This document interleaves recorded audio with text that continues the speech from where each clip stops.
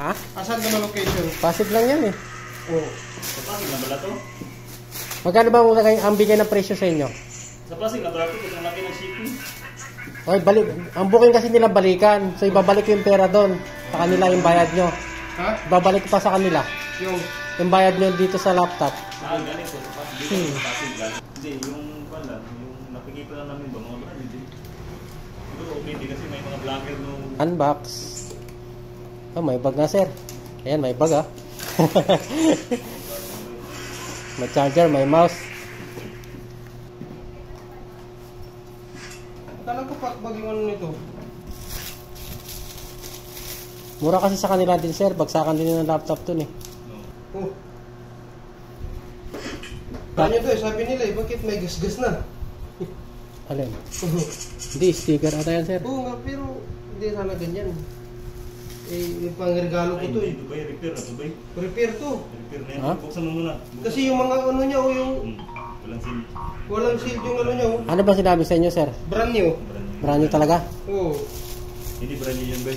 Hindi to brand new. Ano yan? Repair na yan. Mga ganyan. Hindi to brand new sir. Tumunog na. Hindi ba? Ipatong mo sa katong, bay. Wala, negative to. Oh, ito sir, may mga ano na to sir, may mga repair na to. Ano sir. ba to? Ay, may ano. Gas-gas yan sir oh. Gas-gas yan.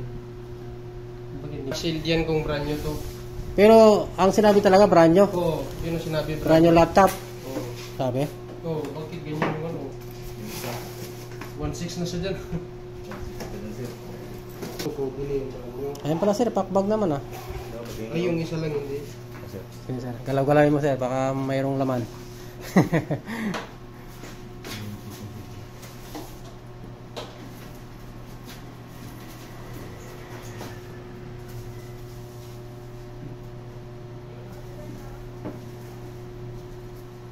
Ito brand new yata yan eh. Ayan.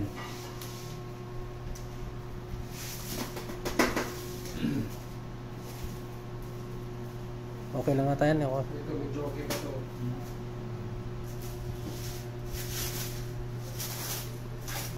Dito, ito, umilaw yun, Oo. bay. At saka ito, umilaw yan, ito. Bakit yan walang ilaw?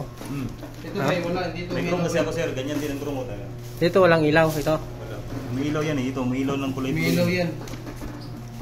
Kasi yung screen yung isa. Ma'am, sabi mo ma'am, brand new yung ano, yung Wala akong sinasabi sir ng brand sir. Sa ibang kanto yan. Ma'am, kapon tayo nag-usap na sabi mo brand new. Di ba tinanong kita ma'am, sabi ko, Almost Wala po pala yan. sir. Ang sabi ko po sa inyo. Ma'am. Wala po akong sinasabi ng brand new. ma'am, ang transaction natin kapon ma'am. Sabi mo, brand new, di ba sabi ko, ma'am, brand new ba yan ma'am? Kasi ma'am, regalo ko sa kapatid ko. Tapos sinabi mo, yes po sir, brand new po yan. Tama mo, di ba? Ma'am, bakit po ganun ma'am? Bakit nababago yung ano ma'am? Nababago yung usapan ma'am? Wala po akong sinasabi ng brand new po kahapon. Nasabi ko po sa inyo, sa ibang po siya, pero good as new po. Kung gagawa po kayo sir ng timeline po para hindi po tanggapin yung order sir, pabayaran na lang po yung rider. Kasi sir, hindi po ako nagsasabi sir ng brand new po yan. Kasi Ma'am. wala po akong sinasabi. Sa lahat po ng customer po namin, hindi po kami nagsasabi ng Tapos, brand new po. yes po, brand new po yan. Pwede yan pang online class, pwede yan pang ano, student. Pwede po, yun po yung sabi ko po sa inyo, yes po, pwede po siyang pang student, sir. Pero wala po kung sinasabi brand new po. Wala ma'am. I-review po natin dito yung CCTV po natin, naririnig po yung mga sinasabi po natin dito. Sige po ma'am, walang po problema sa akin ma'am. Pero ma'am, basta sa kapon ma'am, sinabihan ko kayo kung brand new. Sabi niyo, opo, brand new po yan.